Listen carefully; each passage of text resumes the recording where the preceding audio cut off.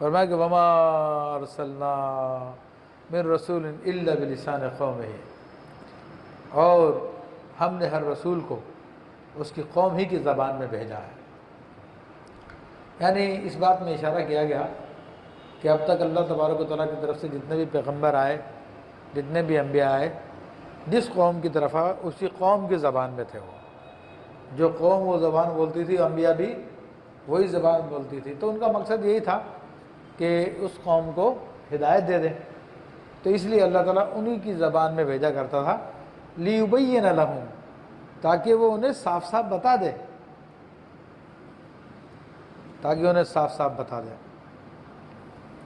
تاکہ ان کے ہم زبان ہوگا تو لوگ اس کی بات بھی سمجھیں گے۔ فَيُضِلُّ اللَّهُ مَن يَشَاءُ وَيَهْدِي مَن يَشَاءُ،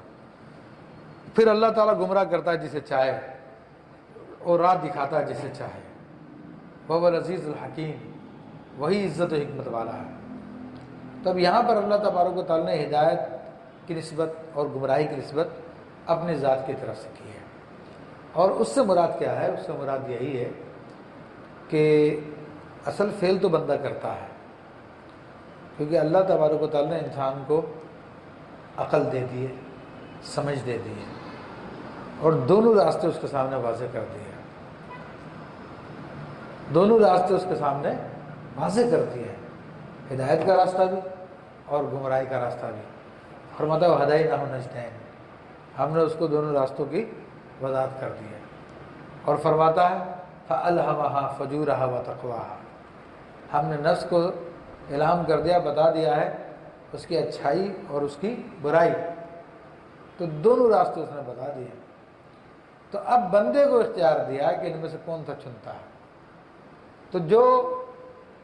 حق کی تلاش میں ہوتا ہے تو وہ حق کو چن لیتا، تو اللہ تعالیٰ اس کے لیے آسان کر دیتا ہے، اس کے لیے ہدایت کو پیدا فرما دیتا ہے، تو فرمایا کہ وہی ہدایت دیتا ہے یہدی من یشاء،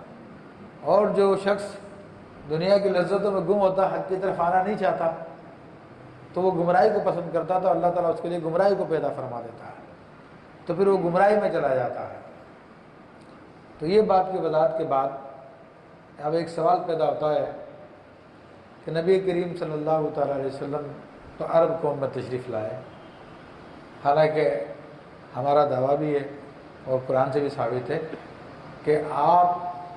تمام بنی نوع انسان کے نبی ہیں، تمام انسانوں کے نبی ہیں، اور انسانوں میں پتہ نہیں کتنی زبانیں بولی جاتی ہیں، تو آپ تو عربی زبان بولتے تھے،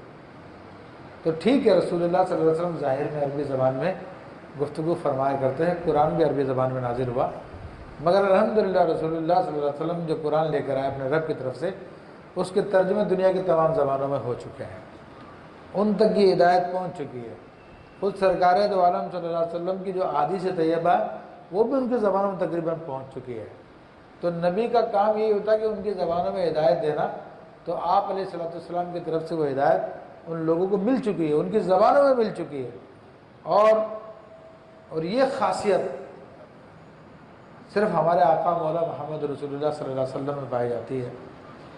کہ گزشتہ زمانوں میں جو انبیاء تشریف لائے وہ مخصوص قوموں کے لیے، مخصوص علاقوں کے لیے، مخصوص زمانوں کے لیے تھے، لیکن رسول اللہ صلی اللہ علیہ وسلم آپ تمام زمانوں کے لیے ہیں، آپ تمام قوموں کے لیے، تمام انسانوں کے لیے، بلکہ تمام مخلوقات کے لیے۔ انسانوں تک آپ کا دائرہ کار نہیں ہے، بلکہ جنات میں بھی، حیوانات میں بھی، تمام مخلوقات آپ کو اللہ کا نبی مانتی ہے، تسلیم کرتی ہے، آپ پہ ایمان لاتی ہے، اور خود دنیا کے آج تک جتنے بھی انبیاء کرام علیہ السلام تشریف لائے،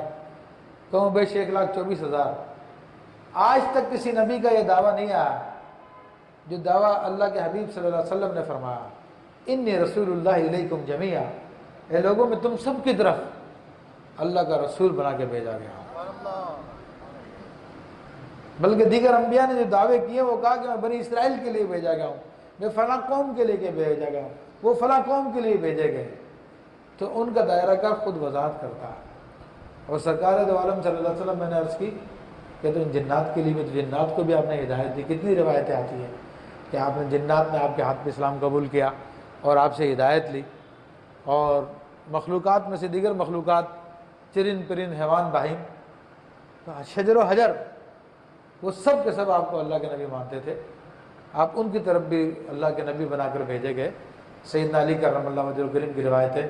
کہ آپ فرماتے ہیں کہ میں نبی علیہ السلام کے ساتھ نکلا، جنگل کی طرف گیا تو میں نے دیکھا کہ راستے میں جو درخت آتا ہے، جو پتھر آتا ہے، وہ کہتا ہے السلام علیکہ یا رسول اللہ، حضور پہ صلوات والسلام پڑھتا ہے. اور بکریوں کا ریوڑ آپ علیہ السلام کے سامنے سے گزرا، صحابہ کرام آپ کے ساتھ ہیں، تو بکریوں نے جب آپ علیہ السلام کو دیکھا تو انہوں نے آپ کو سجدہ کیا، آپ کی تعظیم کی. تو حضرت ابوبکر صدیق رضی اللہ عنہ نے عرض کی یا رسول اللہ صلی اللہ تعالی علیہ وسلم، یہ بکریاں تو آپ کو سجدہ کرتی ہیں، ہمیں اجازت دے دیں ہم بھی آپ کو سجدہ کریں. تو آپ علیہ السلام نے فرمایا کہ نہیں، میری شریعت میں ایک انسان دوسرے انسان کو سجدہ نہیں کر سکتا. مفہوم بس کر رہا ہوں، اگر میں کسی کو سجدے کا حکم دیتا تو بیوی کو حکم دیتا کہ اپنے خاوند کو سجدہ کرے،